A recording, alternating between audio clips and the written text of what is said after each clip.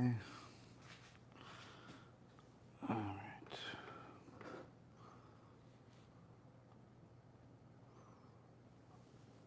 All right.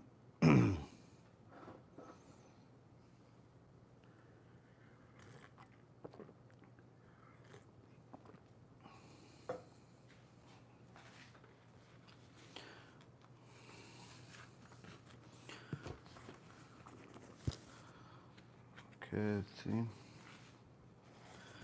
Oh, no, one minute, a second.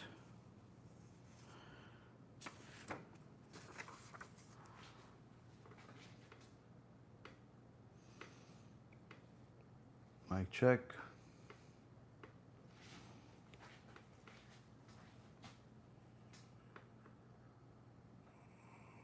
Okay, let's see. I seem tired. I'm always tired. Try to have in my schedule. You'd probably be tired too. But Baruch HaShem, we keep going. Tired doesn't stop. Sounds good on Facebook app and YouTube. Baruch HaShem. All right. Let's get started. Got.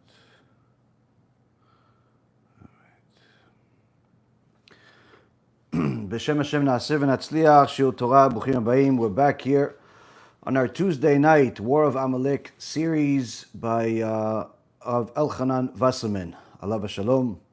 Tonight's shiur is sponsored by our dear friend Rachel Corbin Simeon, and also for the Refuah Shlema and Atzlacha Rabba for her and her family. And BeEzrat Hashem also a Refuah Shlema and Atzlacha Rabba for Rabbi Ephraim ben Shulamit, Rabbanit Sarah Bat Anat, Rabbanit Levana Bat Sarah, Avi Mori David ben Nesria, Imi Morati Doris Bat Jora, Sarah Bat Levana, and all of Am Yisrael and all the righteous Noahis that continue to support, continue to learn with us, continue to donate and help us do all the amazing things that Baruch Hashem we're doing. As a reminder for everyone, this weekend on Motzei Shabbat is going to be the extraordinary film that we've been working on for many years. I could pretty much tell you that it's been nearly 10 years in the making. This film is unlike any of the other films we've ever done. I highly recommend you get a group of people to watch it together with you, rather than just watching it alone. If you can, get as many people as you possibly can in your synagogue, in your community, in your family, to watch it together, because it's certainly information that everyone needs to know, and everyone will be inspired by it at the end. So this is coming out Motzei Shabbat at 8 p.m. Eastern Standard Time. Also, the reminder for everyone to go to the Kiruv store and get yourself some of the books, to distribute in your communities. Anyone that has ordered a box of books over the last week and a half or so has also gotten a surprise from us, which is the new boxes of Asher Yatzal that we have. It's there's 100 cards in here, Ashkenazi and Sephardi. It's a beautiful box. You could put it on any storefront or a register, cash register, or wherever you want to put it for people to take for free. This is something that we've been working on for a long time, and Baruch Hashem, now we have it. And BeEzrat Hashem, we expect that by next week we'll also have it as an individual item in the store as well, for you guys to distribute everywhere. But since they're very expensive, it's going to be limited for one per person, rather than a difference in, let's say, some of the other things we've done, which we are able to distribute a lot more, just because we want these cards literally in every single community out there in Israel, in America, in Canada, in Africa, and pretty much everywhere. But we're going to need your help. We're going to need sponsorships. We're going to need you guys to help us as much as possible. Most importantly, also to distribute them. So with that being said, we have our extraordinary chizuk from Rav Elchanan Wasserman, where really Rav Elchanan Wasserman's instructions in this War of Amalek series, which is based on his kuntres called Omer Ani Ma'asai Lamelech, which is, I'm telling what I'm doing to the king. Everything that I do is for the king of kings, meaning. Rav Elchanan's instructions about the War of Amalek have been crystal clear. A war has to be fought. And we're not just talking about the war of Gog and Magog between the nations. We're talking about a war between us and our enemies, us and the people that are against the Torah. Now, of course, everyone that has heard the series, that has heard the lectures, that has read the Kuntres, understands this. But tonight, we're going to address a very, very important question. In fact, it's a very important issue that many people deal with. I would say 9 out of 10 people that have done tshuva or have received chizuk from our lectures over the last decade have had to face this at one point or another, which is, what about all of those people, for example, rabbis, that say that you must love and accept all Jews? What about them?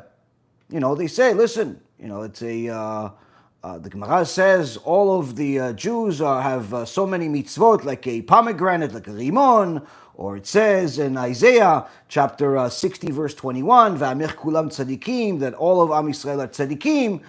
So you have to accept. What are you telling me? You have to go to war against other Jews? What are you talking about?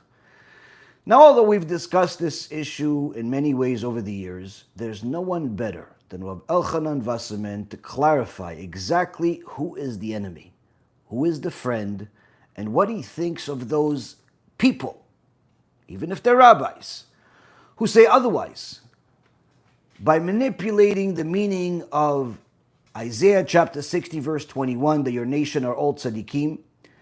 Hold on to your seats, Rabotai. This is going to be a shocker for many, but also it's going to be a life lesson for all of us to understand every single thing we need to do from this point on, regardless of who we face. Now, this week's parasha, Parashat Toldot, has a very interesting question answered. In fact, it's a question that was asked recently, where somebody asked me, well, listen, if God calls the Jewish people his firstborn, aren't the Gentiles his secondborn? Meaning, aren't we brothers after all? Now, if a person reads the verses, you'll see that, yes, there is obviously, we're all Hashem's creation. But that's not necessarily the meaning that people are looking for. Because if they're saying, okay, this one is firstborn, then we're just as, we're number 2. So it's like a firstborn kid and a secondborn kid. Everybody loves their kids. They're all the same. No one really admits to having a favorite kid. Every parent will tell his kids that he loves them all the same if they're a normal parent. But here we see in Parashat Toldot that it's not quite that. In fact, when we have this tzadikah, our matriarch, crying to HaKadosh Baruch Hu, Rivka is crying to HaKadosh Baruch Hu because when she passes by a place of worshiping Hashem, a place, the yeshiva of Shem and Ever, one of the babies that's in her belly is pushing, wants to go out, wants to go learn Torah. On the other hand, when she passed by the place of idolatry, some church of the day, again she felt the push. The kid wants to come out. She thought, what? This kid is crazy. He wants to what? He wants to go to the synagogue and be an idol worshiper at the same time. What does he want to be? A messianic Jew? That's really Christianity in disguise. What is this? So she cries out to Hashem. Lama ze anochi? What am I alive for? To have such a kid that's confused, that's Orthodox but modern at the same time. He's Orthodox, but he goes and watches pornography, or he watches movies in a movie theater. This is what I want? No, I don't want this. I'd rather not have the kid. Says HaKadosh Baruch Hu to Rivka. HaKadosh Baruch Hu speaks directly to Rivka. Rivka was a prophetess. And he says to her, Vayomer Adonai la, Shne goyim bebitnech, ushne leomim b'ma'aich, yiparedu leom leom yematz v'rab ya'avot tza'ir. Hashem says to her, chapter 25, verse 23, in the book of Genesis, 2 nations are in your womb. 2 regimes from your inside shall be separated. The might shall pass from one regime to the other, and the elder shall serve the younger. Here we have HaKadosh Baruch Hu himself telling Rivka that she has twins. But at the same time, she has two nations. Yes, they're all my creation. But they're not only two different nations, but they're polar opposites. When one will be on top, the other will be on the bottom. When one will be on the bottom, the other will be on top. That's what the Gemara in Masechet Megillah says. If someone tells you that Edom is at the top, leading, and Am Yisrael is at the bottom, believe them. If they tell you that Am Yisrael is at the top, leading, but Edom is at the bottom, believe them. But if they tell you that both of them are at the top or both of them are at the bottom, don't believe them. Why? It's not possible. It's against the Torah. So although everyone is Hashem's creation and everything is Hashem's creation, Enod Milvado, there's nothing else but Him. And yes, there's a firstborn. Yes, there's a chosen people. And yes, they have a biological brother.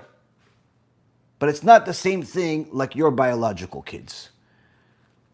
Because one is many times not only the enemy of the other, the polar opposite of the other, but in fact, the one that's getting in the way of the other's success. Now, Rav Elchanan Wasserman is answering the question here, letting us know that yes, there are the Jewish people, and there's Edom, and from Edom comes Amalek. And although this is not necessarily going to be such a big difficulty for most people to understand, what is very difficult for people to understand is what about when they're both part of Am Yisrael? Meaning, he's a Jew, he's a Jew. They're both Jews. Rav Elchanan Wasserman wasn't just telling us to go to war against Amalek, that's Edom, that's the one that's an idolater, the one that hates the Torah. No. He was also telling us our primary enemy is not even that. Our primary enemy actually is going to be in our own backyard. Meaning, other Jews. Well, how could it be? Well, the other Jew is a heretic. Okay, but he's still a Jew, says the local rabbi who decided that you should love every Jew the same. Well, what does the Torah have to say about that? Because many times people get chizuk, they hear the words of the living God, of HaKadosh Baruch Hu, through his Torah, 3,335 years after he's giving it to all of Klal Yisrael. And what they hear in these lectures is very different than sometimes what they hear in their community or among friends or different people. Where sometimes they'll hear not only the opposite, but the rabbi will tell them, listen, this rabbi that you're hearing is telling you that you should hate the heretics and, which are other Jews. He's causing commotion. He's causing animosity between Jews. Don't listen to him. He's controversial. Well, Gedolei Israel don't think we're controversial, but apparently we need even more proofs of what is that Torah. Says Rav Elchanan Wasserman in section Yud Bet 12 of the Kuntres Omer Ani Ma'asai Lamelech. After he's told us we have to go to war, and the war ultimately is publicizing more Torah, publicizing more kiruv, helping more people do tshuva. But nonetheless, we have to fight the heretics. Those wicked people are the primary enemy. But yet the rabbi told you, don't tell anybody that they're not allowed to drive on Shabbat. And if you are, just tell them it's better for them not to drive on Shabbat. Don't tell them about reward and punishment. Don't tell them that there's Gehenom. No. You should just tell them the nice things about Torah. Rav Elchanan Wasserman knows that this is the case because he had to deal with it in his time as well. This is not a new problem. Says Rav Elchanan, אפשר שימצאו אנשים שיתקשו בקצת דברים הנאמרים בזה. Meaning it's certainly, you're going to find that there's going to be some people that will have a difficulty with some of the things that are being said here. הלא מסור בידינו כי פושעי ישראל מלאים מצוות כרימון. They're going to tell you that the Gemara in Masechet Chagiga, page 27a, says that the wicked among Israel have mitzvahs that are as numerous as the seeds in a pomegranate.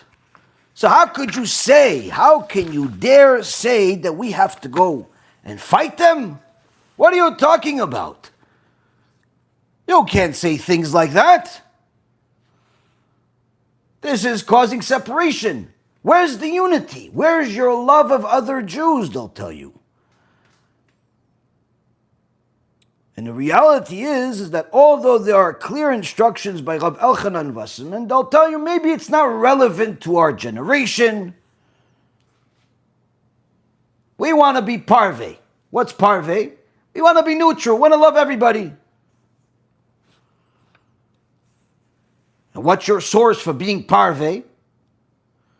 Look, the Gemara itself says in Masechet Chagiga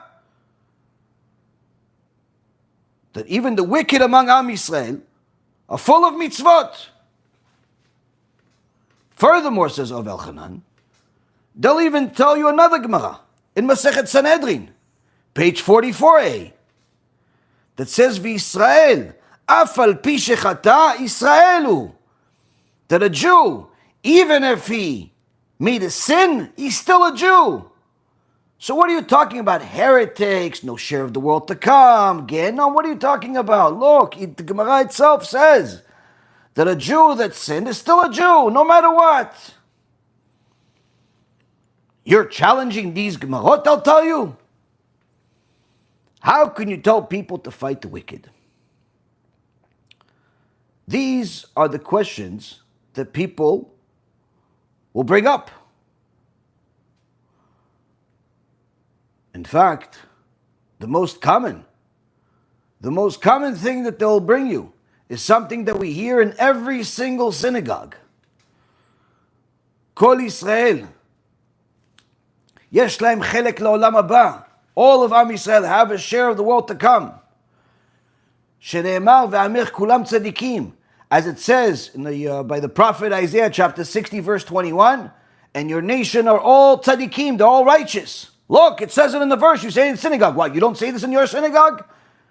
You don't say this after Kaddish? You don't say this after Shul Torah, that everyone's righteous? Look, every Jew has a share of the world to come. What about these issues? What, you're challenging not only the prophet, you're challenging the oral Torah, you're telling us to fight? What's wrong with you? Don't listen to this fanatic. Says Rav Elchanan Wasserman, yes, I know about this problem. I dealt with it in my time 80 years ago. And in fact, all of Chachmei Israel dealt with it at their time, whether it was the Rambam fighting against the heretics calling themselves the Karaites, or it was the Rabban Gamliel and other Chachamim fighting against the Sadducees and the Badducees and all these other forms of heretics. Or it was some of the other Chachamim that fought against the Reformers, the Enlightenment movement, the Reform movement, and continue to fight as they continue their efforts to destroy the Torah, even though they call themselves Jews. So how could they be, what is this, two different Torahs? No, there's only one Torah. It's just that the other person that calls what they have Torah, it's not really Torah. How do we know?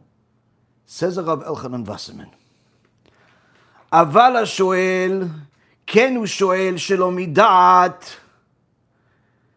He says, the one that's questioning this, he's not questioning this out of knowledge. He's questioning this out of ignorance. Meaning, what he's saying is stupid. Meaning, he's using these verses as his source to say that you should love all Jews and all Jews have a share of the world to come, and you should love everyone and they're all righteous, if he actually believes that, in so many words, Rav Wasserman says, En lo dat, he has no brain, he has no knowledge of Torah, he's clueless, he's ignorant. And if he knows that this is false, then he's obviously a liar, which is, I'm not really sure which one is worse. Because sometimes the one that doesn't know that he's wrong and still preaches it like it's right is more dangerous than the one that knows it's wrong and still preaches it's just a liar. Says Rav Elchanan Wasserman. You see, Rav Wasserman says, "Ashoel kenu shoel shelo midat." This is something, a borrowed term from the Gemara in Masechet Bava Metzia, in page 41a. Many Chachamim, especially the Sfaradim, but this obviously, Rav Wasserman was Ashkenazi, they would take certain words and use them in multiple uses, aside from their common meaning, because there is multiple meanings. For example, the Gemara in Masechet Bava Metzia says, "Ashoel kenu shoel shelo midat." This is referring to someone that's a shoel, someone that borrowed something from someone else, but without the other person's knowledge. He borrowed his car without him knowing. He borrowed his bike without him knowing. He borrowed money from him without him knowing. Gemara says, Gezel, it's considered a thief. You borrowed without the guy's knowledge, you stole. You're considered like you stole. Not like you stole, you stole. But a shoel also means someone that asks. And that's the way that Rav Wasserman is using it. And he says he's shoel, he's asking a question. But he's asking a question because he doesn't have dot. He doesn't have a brain. That's why he's questioning the instructions of the sages about fighting the wicked, fighting the heretics, fighting those that are enemies of HaShem and Klal Yisrael. Yeah, but he brought verses. He brought verses from the prophet Isaiah. He brought Gemara Masechet Chagiga. He brought Gemara Masechet Sanhedrin. He brought many things. Tell you that you have to love everyone. Yeah, he brought. Because he doesn't know. What do you mean he doesn't know? He doesn't know what he's reading. He reads the words. He knows how to make the sounds. But he doesn't understand what he's saying. He doesn't understand what he's saying. Because he's assuming that he can understand it without the help of the sages that explain. He can understand it without the context of what it says before and what it says after. Anytime somebody brings you any Dvar Torah, any verse, in order to understand it, you must know the context of which it's being said. This is the reason why billions of Christians believe that the suffering servant is their idol, Yoshke. It's because the church has manipulated their brains to such an extent that they have literally convinced everyone to ignore the context, ignore the rest of what the prophet Isaiah said in every other chapter, and just focus on just one sentence and assume you know everything from that one sentence rather than knowing everything from the context that came before, that came after, in order to know who the suffering servant is, which is certainly Am Yisrael. Because if you look at Isaiah 52, 51, 50, 49, 48, and pretty much every other part of the prophet Isaiah, you'll see that the suffering servant is clearly Am Yisrael. But the church has manipulated the text and the minds of their victims, meaning their followers, to ignore all of this and say, no, Isaiah 53 is this. Yeah, but what about Isaiah 52? It says that the suffering servant is Am Yisrael in 51 and 50 and 49 and 48. What about that? No, it's something different. But everywhere else, it wasn't something different. Don't ask any questions. You're not allowed to ask any questions in the church. In Judaism, you have to ask questions. That's what makes it so profound. Now, Rav Wasserman says, I knew that people are going to ask questions about this kuntres, that I'm telling you to go to war against Amalek. And a big proponent of Amalek, a big part of Amalek are going to be heretic Jews. You have to fight them. And I know that people are going to go against, and people are going to question it. But know this, if you're questioning it, it's only because of ignorance, not because of knowledge. Ushoel shoel milo da'at. Which knowledge are they missing?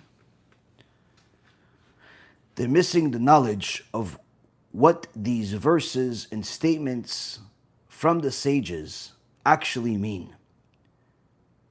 And thereby he says, Ki ha'ma'amarim ha'ele, these statements that are said by the sages in the Gemara, Masechet Chayga, Masechet Sanhedrin, Vedomen, all the ones that are like it, not just these two, but all of them, any one of them that you would find, where it says that everyone is righteous, everyone is perfect, you have to love everyone no matter what, all of these things,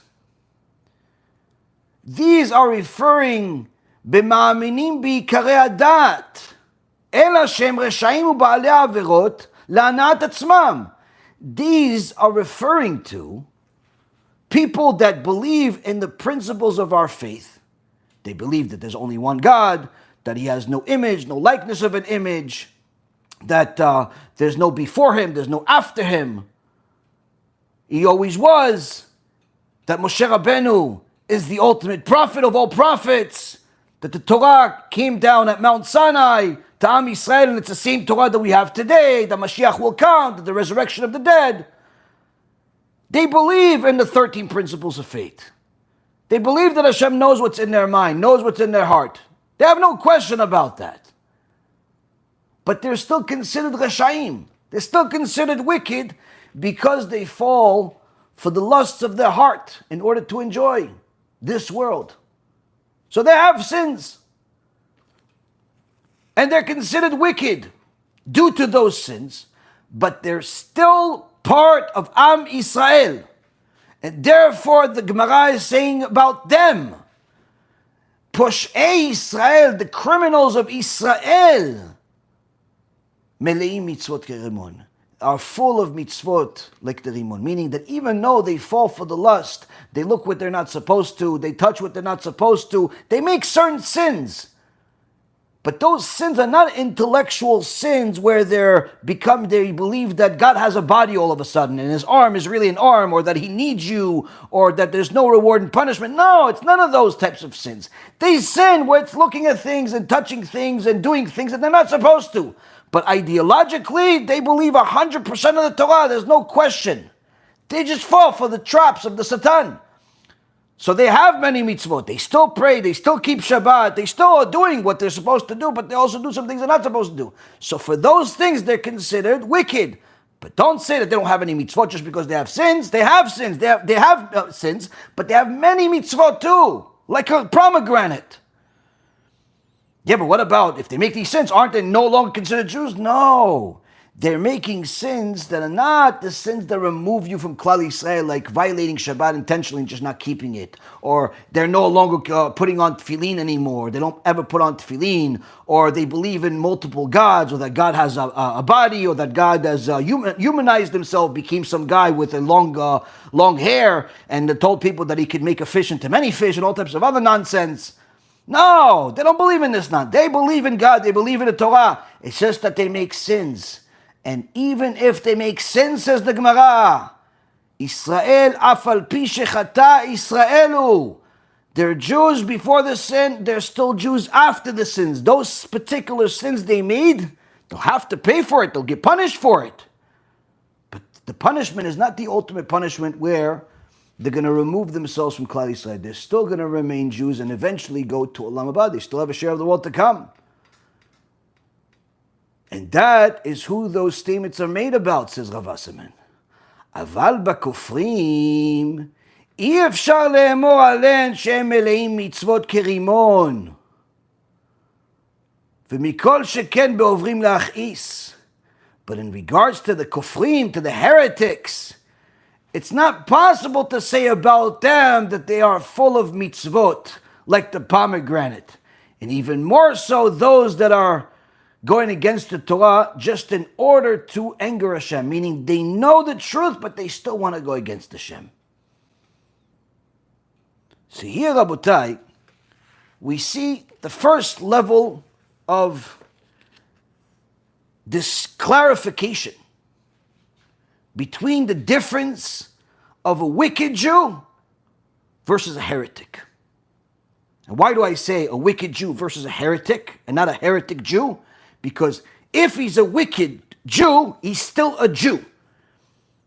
If he took some money that doesn't belong to him, if he touched something that he's not supposed to touch, looked at something he's not supposed to look, said something he's not supposed to say, ate something he's not supposed to eat. Okay, these are sins. He'll have to pay. She'll have to pay. They'll be punished. But they're still part of Am Yisrael. They're still eventually going to be purified and go to Gan Eden. After they're purified.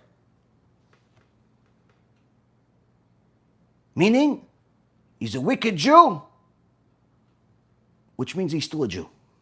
On the other hand, the heretic, he's just a heretic. Why? He used to be a Jew.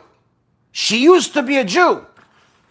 But the moment they started believing that God needs them, the moment they started believing that God has a body, the moment they started believing that God does not know what's in your mind, the moment they started believing that the Torah that we have today is not the same Torah that we got on Mount Sinai, the moment that they thought that perhaps there's not going to be a resurrection of the dead, or maybe that the oral Torah is not from God,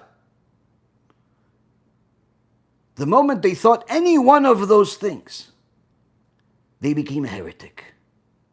They removed themselves from Am Yisrael. Now once they do tshuva, if they do tshuva, which BeEzrat HaShem they will, they can go back to Am Yisrael. They don't have to convert. But so long as they have those beliefs, they're not considered part of Am Yisrael.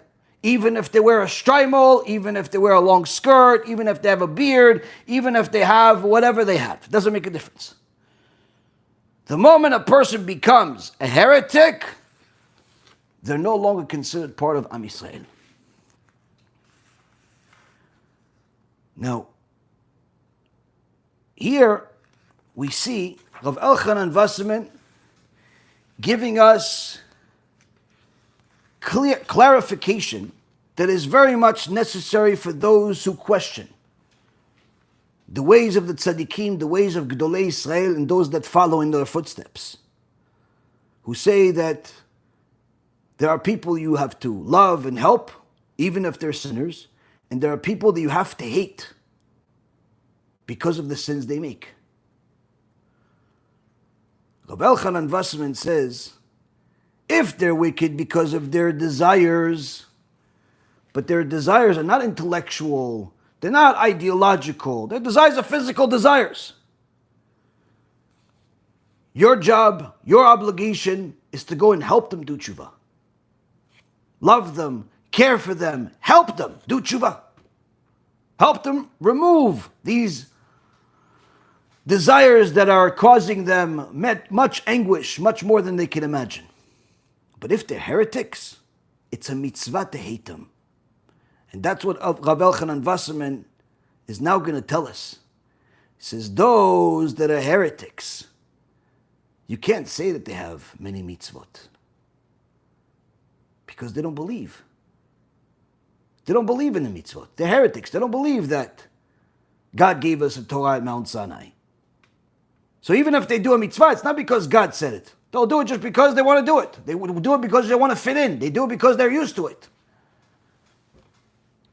And those that know but still go against, certainly you cannot say that they are part of Am Yisrael even if they made sins. They hate the Torah. They hate HaShem. They make sins dafka to make him angry. And this is what the Rambam meant, says the Rav Elchanan Wasserman. V'zeh leshon HaRambam. Bepirush HaMishnah, Perek Chelek. This is what the Rambam was referring to over there. Now, before we get to the Rambam,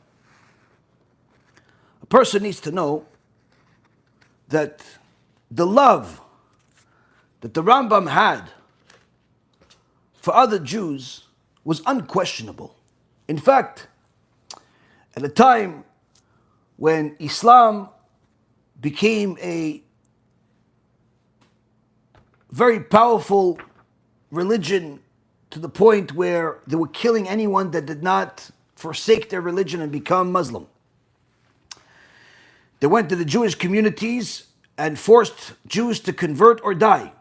No different than what the Christians did for thousands of years. The Crusades and the others.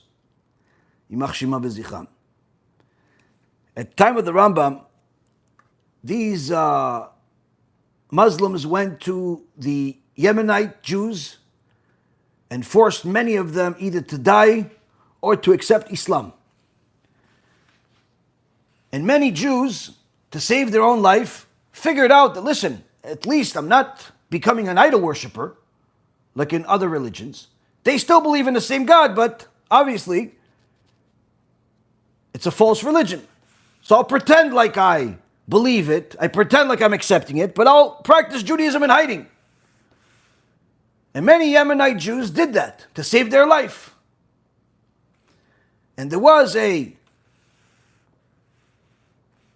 Talmid Chacham that was not really so versed on the situation at hand, that told them whoever converted to Islam just lost their share of the world to come. You were supposed to die and not save your life. When the Rambam, Rabbi Moshe ben Maimun, heard about this, he was baffled at the mistake that this Talmid Chacham made and wrote an entire letter. It's called Igeret Teiman, where he explains to the Yemenite Jews that the two situations are not the same. That this Chacham did not understand the situation at all by comparing it to Jews that converted to Christianity and therefore lost their Olam Haba. In fact, the Jews of Yemen are 100% Jews. No one should question it, says the Rambam. And he literally put life back into the community. Not only writing a letter, but putting his own life at risk, because after the Muslims found out about this letter, and they found out that the Rambam just instilled some life into these poor Jews, they put out a ransom on the Rambam's life, trying to kill him in every way they could, and he had to flee from place to place for years. So the Rambam loved Jews regardless of whether they lived next to him or they lived across the other part of the world. So much so that the Yemenite Jews until this day, 800 years later, follow the Rambam's teachings, follow his Psak Halacha. They even added his name to the Kaddish. When you say Kaddish, you glorify Hashem's name. But in addition to that, as a tribute of honor and appreciation to their teacher, to their master, the Rambam, they also say to the life, of course, the elevating Hashem, but also to the long life of the Rambam. Until this day, some say it. So the Rambam loved Jews in the most profound way and did everything he possibly could to help all Jews. But many misunderstand loving Jews with loving everyone. And therefore, Rav Elchanan Wasserman says that the Rambam in Perek Chelek does not say that you should love everyone no matter what. In fact, we need to look at what Perek Chelek says. So the Gemara in Masechet Sanhedrin, page 90, will finally give us a clarification of what the Mishnah itself says and what the Rambam paskin thereafter. All of Israel, כל ישראל יש להם חלק לעולם הבא, שנאמר ועמך כולם צדיקים. All of Israel has a share in the world to come, says the Mishnah. As it says, and your people Israel are all righteous. Le'olam yirshu aretz, forever shall they inherit the land. Netzer matai ma'aseh adai litpaer, the branch of my plantings, my handiwork in which to take pride. So this is the Mishnah that most Jews know, if they go to synagogue at least. It says it in the Siddur, it says it in the beginning of Pirkei Avot, it says it everywhere. The problem is that if the Jew doesn't actually learn Torah, they assume that the Mishnah ends there, that all of Israel has a share of the world to come. In so many words, all of Am Yisrael goes to heaven, which the world to come does not even mean that. Based on the verse by the prophet that all of Israel are righteous. But what about the one that's driving on Shabbat? Righteous. What about the one that's eating pig? Righteous. What about that's praying to Yoshke? Righteous. What about the one that doesn't even believe in God, is an atheist? Righteous. Are you crazy? Righteous. Everybody's righteous. So that's why it's very necessary to read the rest of the Mishnah. The Mishnah says, all of Israel has a share in the world to come. As it's stated, and your people Israel are all righteous. Forever shall they inherit the land, the branch of my plantings, my handiwork in which to take pride. However, the following are the ones who do not have a share of the world to come. Ve'elu she'en lahem chelek la'olam haba. Haomer en tchiyat hametim min haTorah. One who says that there is no reference to the resurrection of the dead in the Torah. Ve'en Torah min hashamayim. Or that the Torah is not from heaven. Ve'apikorsim, an apikoros, a heretic. Rabbi Akiva says, also one who reads external books that are forbidden. And many, many other things that the Mishnah says. Different categories of sinners that actually do not have a share of the world to come. What does this mean? This means that if somebody is just preaching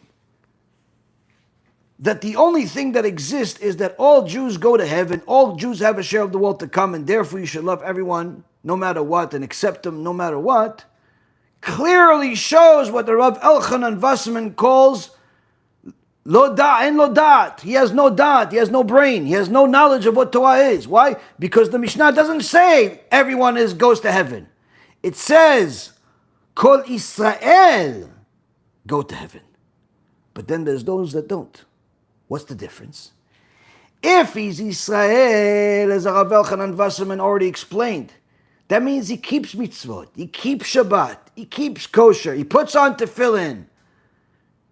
She's modest, she eats kosher, she keeps Shabbat, she keeps family purity. They're not committing adultery, they're not doing the things that are going to remove them from Klal Yisrael. But they make sins. A sin here, a sin there.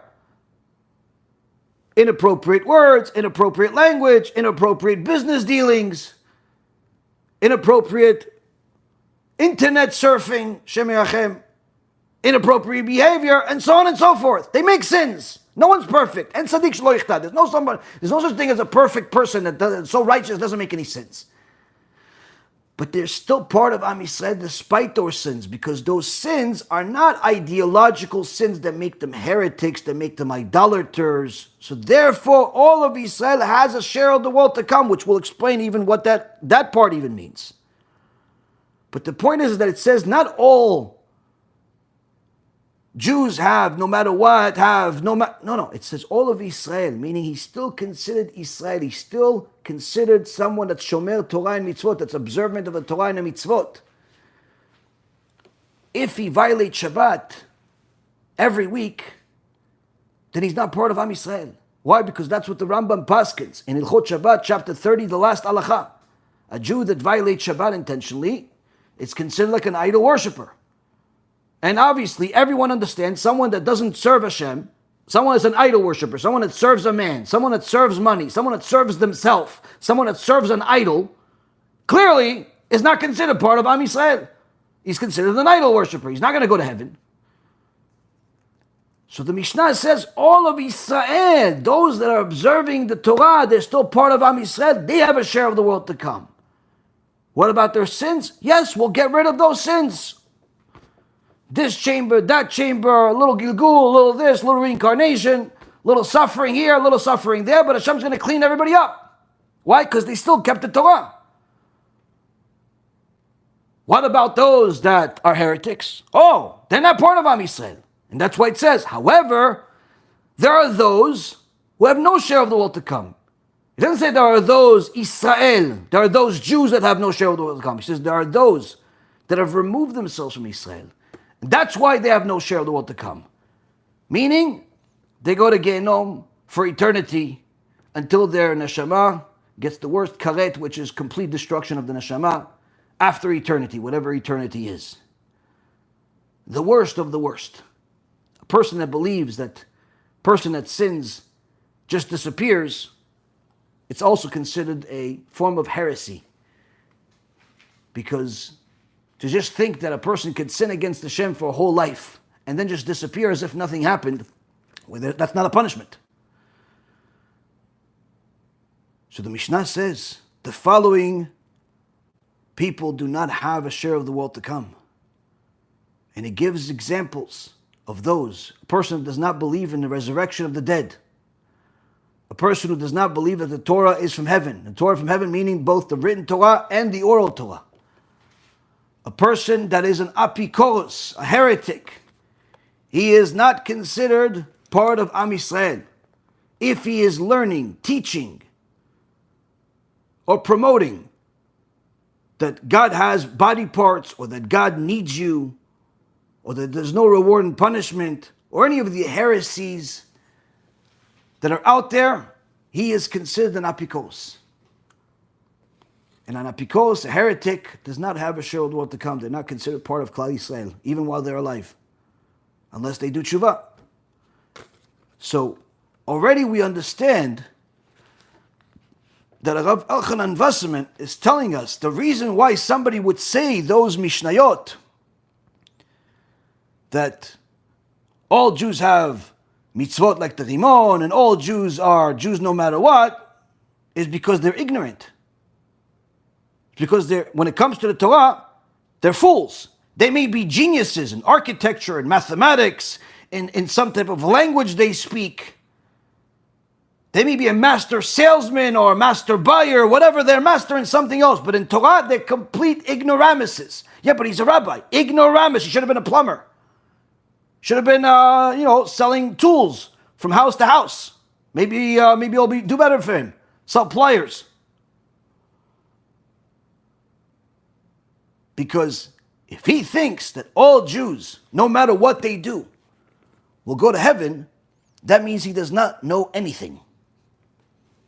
Not just he doesn't know this, he doesn't know anything. Everything else, if he believes such a thing, he's considered someone that's causing the public to sin. Now this is the Gemara.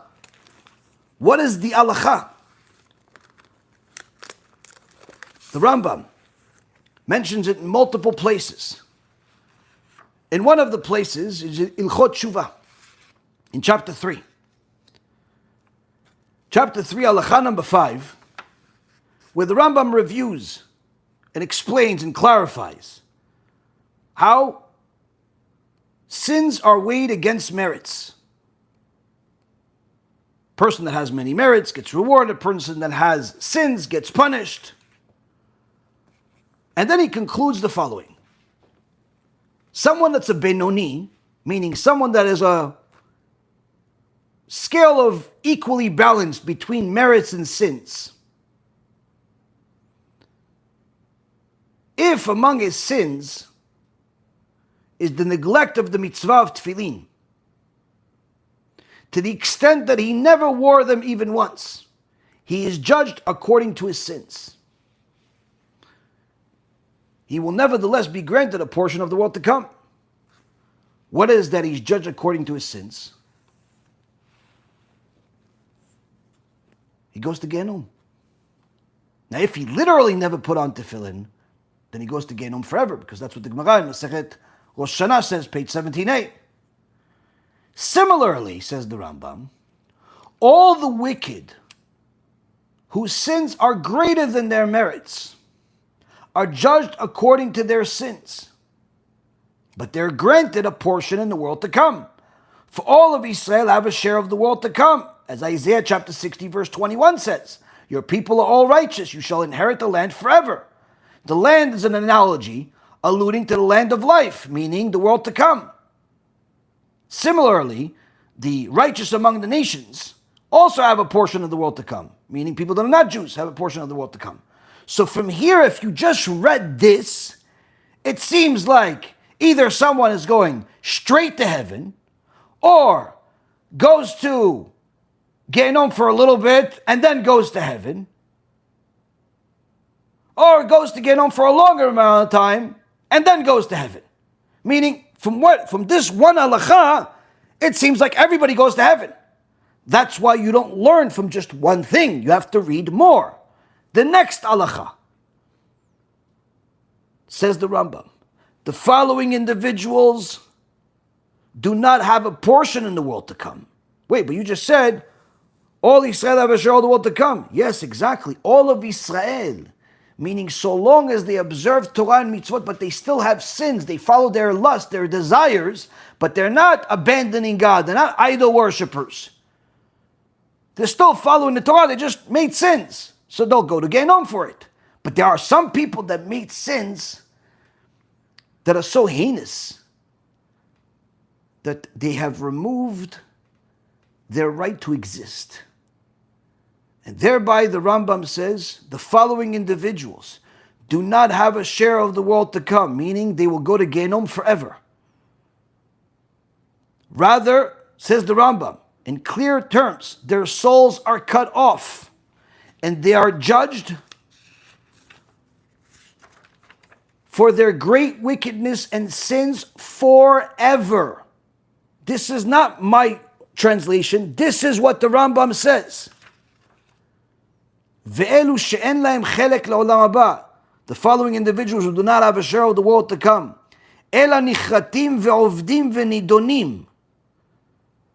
These are souls that are cut off and they're judged.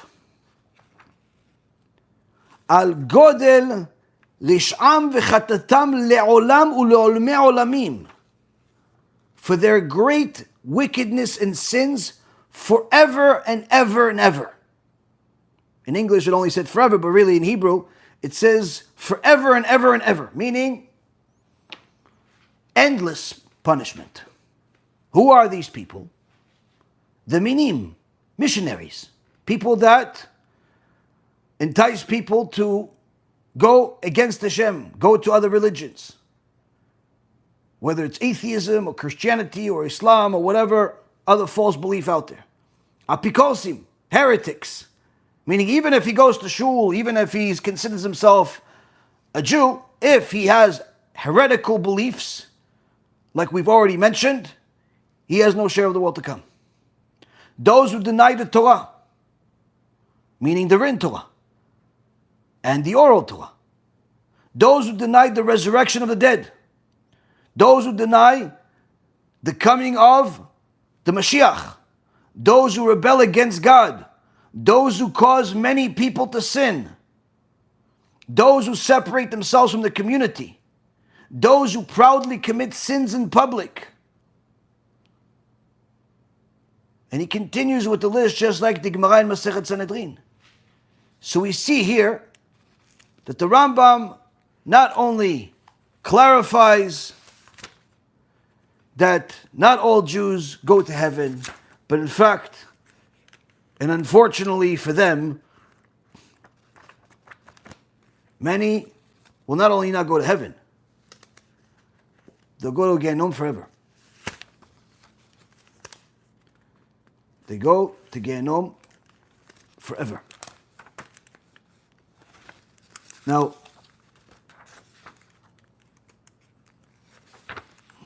this is not the only place that the Rambam mentions eternal punishment. He also mentions it in Ilchot Tshuva, in chapter 8, Halakha number 5, about people that make certain sins where their loss could never be recovered. Meaning the punishment doesn't end. And in many other places,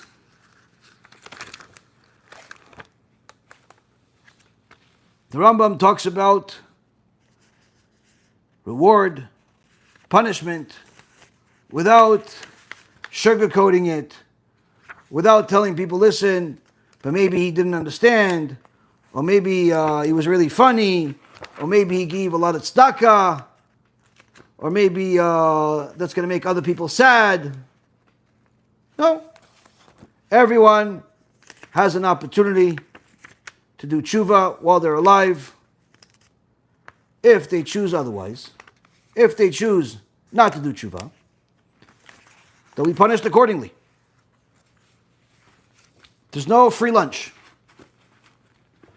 There's no getting away with murder, as they say. So we see from here that what Rabbi Yaron Reuven is saying, that if you're saying that you shouldn't fight against the heretics because they're still Jews, and no matter what, or you shouldn't rebuke the wicked people, no matter what, you're only saying that. You're only questioning the words of the sages. You're only questioning the words of Rabbi Yaron Reuven, who is telling you what the words of the sages are, simply because you're ignorant of what the sages said, or you're simply ignorant of what it means. Because what the Rambam is telling us in the Pirush Mishnah, says the Rav Asman, in the commentary on the Mishnah, this is also the commentary that is typically added to the introduction to Perek Chelek in Masechet Sanhedrin, is that Ka'asher Ya'amin Ha'adam B'Yesodei Hadat, as long as a person, as a Jew, believes in the foundations of our religion, הוא נכנס בכלל ישראל, ומצווה לאהבו ולרחם עליו. He's included as part of Am Yisrael, and it's a mitzvah to love him and to have mercy on him. ואפילו עשה עבירות מחמת התאווה, הוא נענש כפי חטאיו, ויש לו חלק לעולם הבא. And even if he made sins, says the Rambam,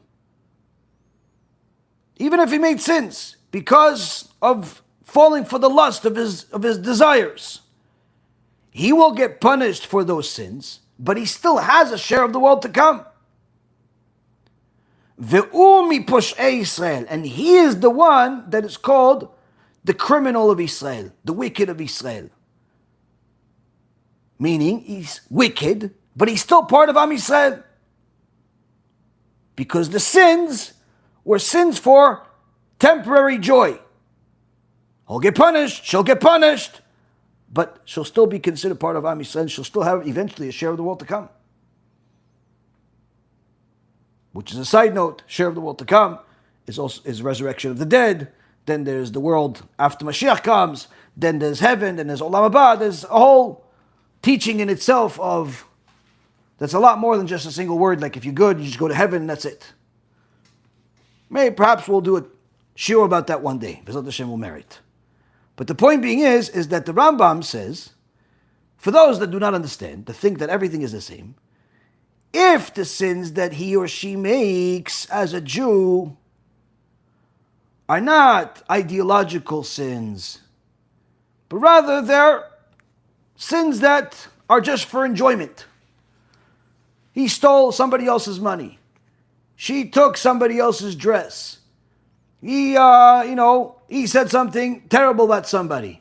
She said something nasty about somebody else. All types of things that are horrible. But nonetheless, they're not denying the existence of God. They're not idol worshippers. So therefore, those people, they're still part of Am Yisrael, and it's a mitzvah to love them and to have mercy on them. What does it mean, have mercy on them? Help them do tshuva. Help them do tshuva. Tell them the truth. Tell them to do tshuva. Tell them that they're making a mistake by going in this bad route.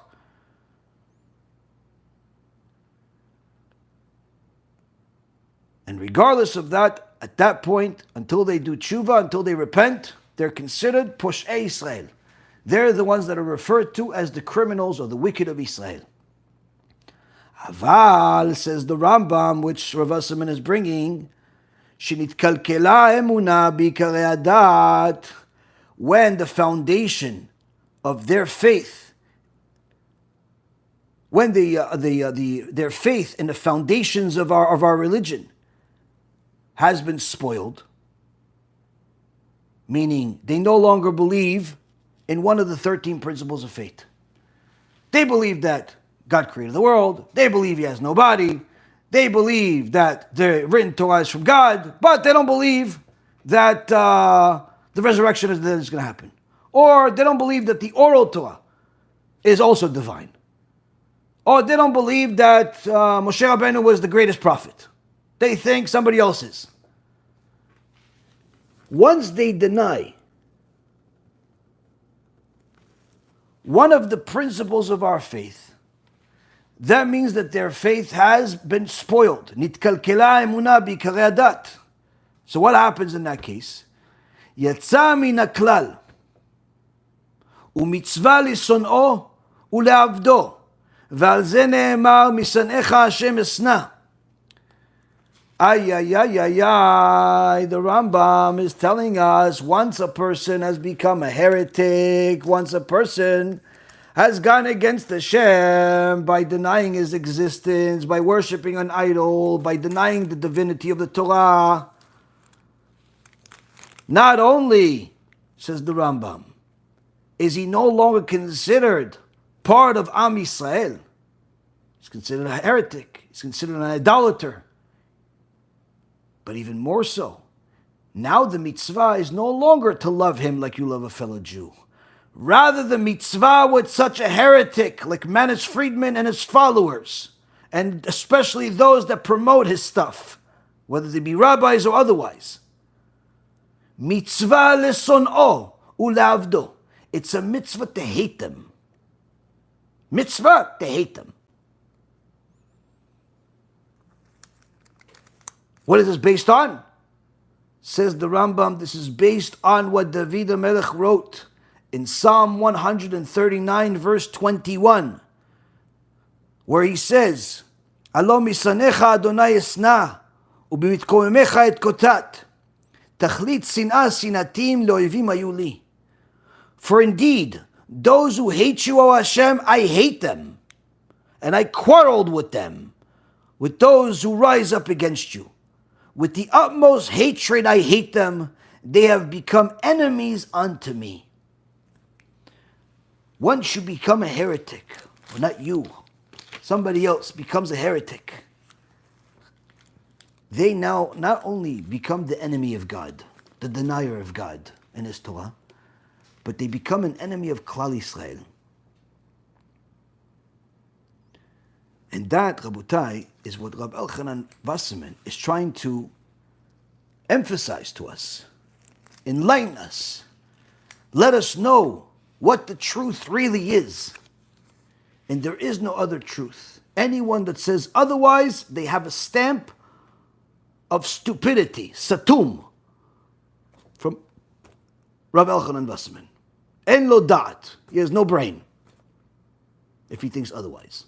That's what Rabbi Yaron Reuven says in the beginning. Now, when it comes to that verse in Isaiah, it's very important to understand what is being said here. You see, in order for us to understand what something says, as I said before, you have to know the context. You have to know the context.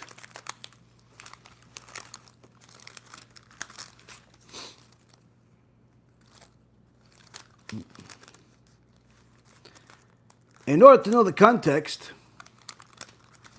a person has to help himself to a few more verses, and certainly some commentary by the sages. Now, before the prophet says in chapter 60, verse 21, that your people are all righteous, a person that looks at the previous few verses will understand quickly that this is the prophecy of where Hashem says, this is what the salvation will look like. And if you just go a couple of verses earlier, you go to verse 18 in chapter 60, same chapter, just a couple of verses before. He says, Lo yishema od chamas be'artzecha. No longer will chamas, which literally means violence, but in today's world it also means something else, chamas. There's not going to be any more chamas. We're not going to hear from them. There's not going to be any more chamas in your land, nor plunder and calamity in your borders. You will call God's salvation your protective walls, and His praise to be your gateways. The sun will no longer be for you the light of the day and brightness, and the moon will not illuminate for you. HaShem will be the eternal night for you, and your God will be your splendor. Never again will your sun set, and your moon will not be withdrawn, for Hashem will be unto you an eternal light, and the days of your mourning will be ended. Your people will all be righteous. They will inherit the land forever, a shul of my planting, my handiwork in which to glory. So here we see that before that verse that everyone knows, V'amech kulam tzadikim, that your nation is all righteous, they'll inherit the land, we see that Hashem is actually telling us salvation is going to be the most amazing thing that you can possibly imagine, is not even 1% of what the salvation will be. Salvation is going to be something unbelievable. But if the person looks at what stage of the salvation this is not the ultimate salvation, but rather this is the resurrection of the dead. As the Gemara in Masechet Sanhedrin, page 98, is talking about that this here is referring to just the first stage of the salvation, which is the resurrection of the dead, meaning it's just going to continue getting better from here. But what does it mean when it says, your nation is all righteous? What does that mean?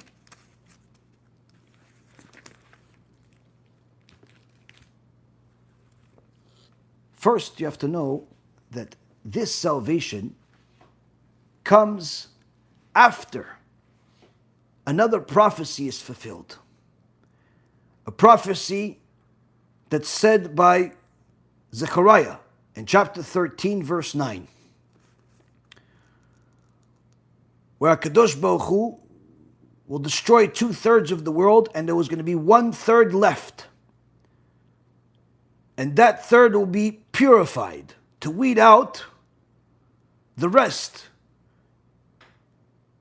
of bad and leave out only the best. And the prophet Zechariah says in chapter 13, verse 9, I will bring that third into a fire, and purify it as if one purifies silver. And I will refine it as one refines gold. And it will call out in my name, and I will answer it. I have said, it is my people. And it will say, Hashem is my God. Now, how do we know that this is it? Because we have sages that explained it. The Radak, one of the Rishonim from 800 years ago, Rabbi David Kimchi, he was one of the greatest commentators on the Torah. Many commentators came after him. And he was the master of Pshat, meaning the master of explaining to you the basic meaning of everything. And on the verse of chapter 60, verse 21 in Isaiah, V'amich kulam tzadikim, and your nation is all righteous. the Radak explains as follows. What this is saying is that after Hashem purifies the remaining 1/3 like silver, as it says in Zechariah chapter 13 verse 9, those who will be left from that third, from that purification process of the remaining third, those will all be righteous and holy people. And that's why it says, V'amech kulam tzadikim, and your nation is all righteous, meaning that after the salvation comes, what's going to be left is all righteous and holy people. Before the salvation, there has to be a war. 2/3 of the world will be destroyed. The remaining third will have among them both good, holy people, and not so good. Hashem will purify that remaining third, like you purify silver and gold. And whatever is going to be left out of that third, which certainly means there's going to be both Jews and Gentiles in that remaining third. Whatever is left are righteous, holy people. Here we see, Rabotai Karim, how one is to understand the words of the sages, not only about our times, but also in general. How to deal with certain people. If you have a friend, family member, colleague, just somebody you know in the community that believes in the foundational principles of our faith, believes the Torah is from God, but falls for sins, instead of hating him, instead of mocking him, instead of yelling at him or threatening him, the Rambam says you have to love him and have mercy on him. Get him to watch these shurim. Get him to ask AI Rabbi some of his questions and be astounded at the amazing answers. Not just of the system, but how many answers the Torah itself has. Literally answers for every question you could possibly imagine. If they need more, they could certainly reach out to us as well. But have mercy on Klal Yisrael and help them get closer to Hashem. Help them remove themselves from the world of lies and cleave on to the truth. If they're clueless, not because they don't believe in God because they think they actually came from some amoeba, but rather they just never learned anything. They believe in God, but they don't really understand the obligation. They don't really see the difference between them and Esav. They don't see the difference between them and Ishmael. They're clueless. They'll go to shul a few times a year, but they'll drive on Shabbat or Yom Kippur. They'll eat some kosher food, but when they like something else, they'll eat non-kosher. That person too. You have to love them. You have to have mercy on them. Get them closer to Hashem. Because their behavior is not an ideological behavior. They're not enemies of God by choice. They're simply violating God's Torah because of ignorance.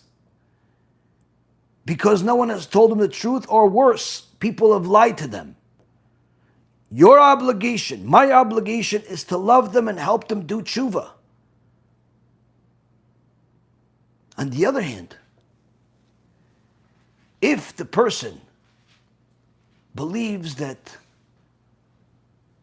God has a body, God has come down in human form, God has limitations, He needs, that the Torah is not from God, or the Torah is from God, but it's not the same Torah that we have.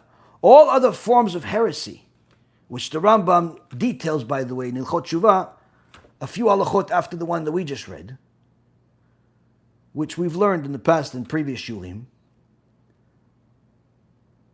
If that person is a heretic, if that person causes the masses to sin, not only are you not allowed to be their friend, but in fact, it's a mitzvah to hate them. If they're causing people to become heretics like them, to become idolaters like them,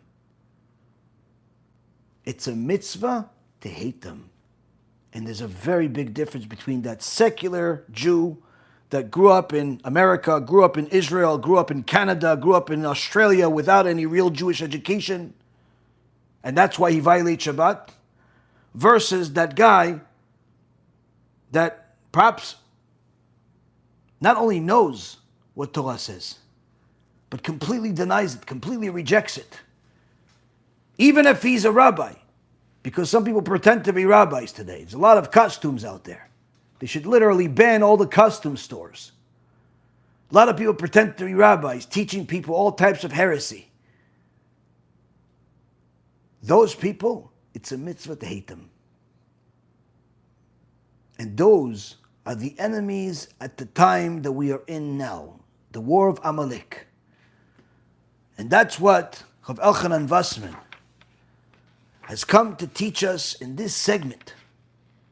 We already came to terms with the fact there has to be a war. We already came to the fact of understanding that the enemy is Amalek. We already came to the conclusion that the only true weapon we have against Amalek is publicizing more Torah, helping more people do tshuva. That's the ultimate weapon we have. But now, Rav Elchanan Wasserman is going down to the smaller details, where there's going to be different people that tell you, listen, I love Rav Elchanan Wasserman. Listen, he was the Talmid of the Chafetz Chaim. But maybe what he wrote is only for his time. He's talking about fighting against other Jews. We barely survived the Holocaust. You want us to fight now? He's not telling you to fight all Jews. He's telling you to fight the heretics. Specifically the heretics, regardless of what position they hold. Whether they're the shul president, the shul rabbi, or the billionaire that's on TV every day. Doesn't make a difference. If he's a heretic, if she's a heretic, they are part of Amalek. Those are the enemies of Am Yisrael. Much more than Hamas, much more than Saddam Hussein and Bin Laden and whoever else has wanted to destroy Am Yisrael before HaKadosh Baruch Hu destroyed them. These are the words of the Chachamim that we have learned together with you. And BeEzrat HaShem, HaKadosh Baruch Hu will help each and every single one of us imprint and engrave these words into our neshamot to understand the difference between doing kiruv with poor, ignorant people and running away from heretics and hating them and fighting against them if necessary and if permitted. Because even to fight a heretic is not just something you should do whenever, however. You have to have Da'at Torah behind that too. It's important, Rabotai Karim, to know the difference.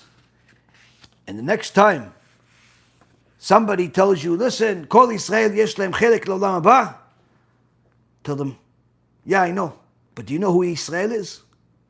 If not, you should watch this shiur.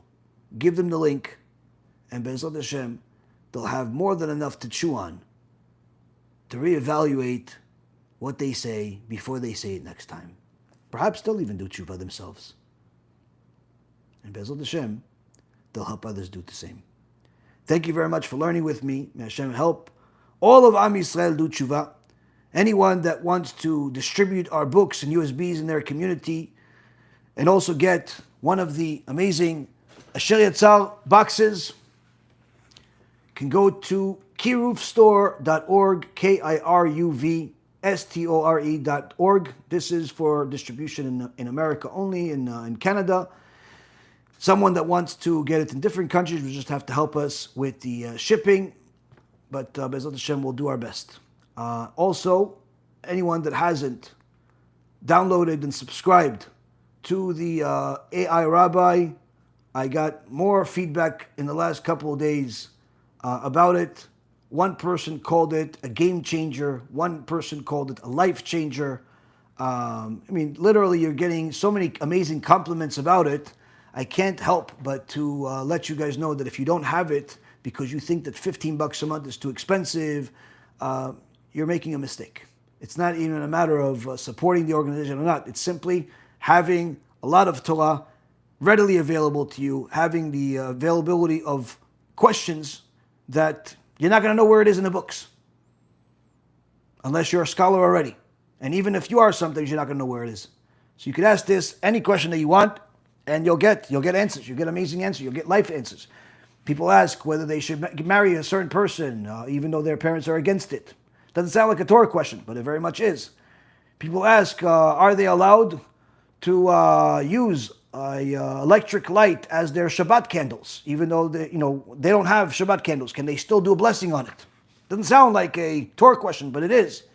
People ask, can I take my book and use it as a shtender for another one of my books? People may not realize that these are also Torah questions, and there are many other questions that people ask in regards to falling for desires. Person has a girlfriend, boyfriend, all types of things they see.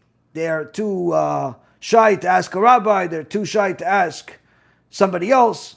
You could ask the AI rabbi. You'll get some serious answers with sources that's going to help you learn as well. And that's certainly highly recommended, airabbi.org. You could download it, you could subscribe, and certainly you'll be one of those people that wants even more and more of it. Thank you very much for support. You could donate at bhtorah.org or BeEzrat.org.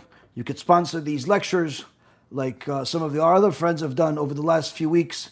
This helps the organization continue to grow. And last but not least, you'll have free access to watch the Do Film on Motzei Shabbat at 8 p.m. on our channels.